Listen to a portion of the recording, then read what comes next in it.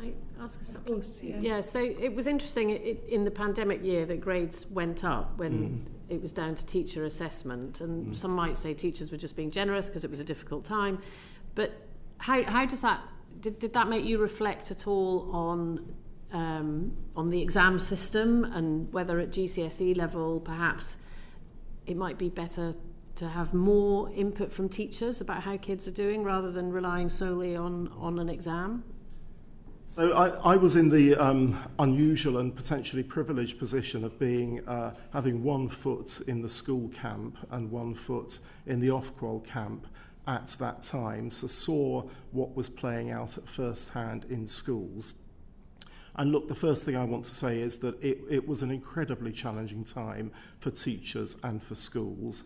And I think teachers and schools up and down the country did their level best to act with integrity and award grades in the way that they saw fit for the achievement of their students.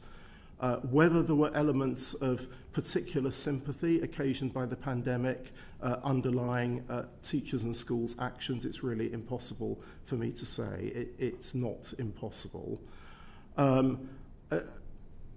I think my view still remains that for high-stakes assessments, and by high stakes I mean assessments that are used for progression purposes, sometimes competitive progression purposes, and which are also used for accountability for schools and in some cases even individual teachers and head teachers.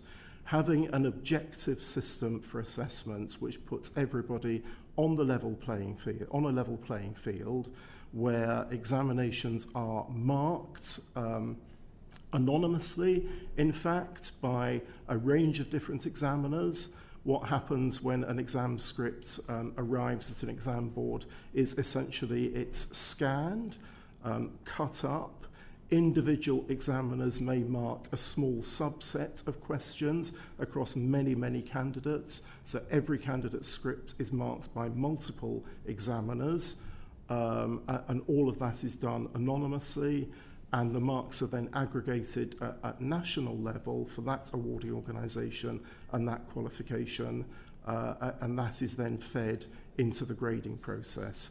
That feels to me like the fairest, most even-handed way to assess young people for qualifications which are of such critical importance both to them and to the teachers and schools and colleges who teach them.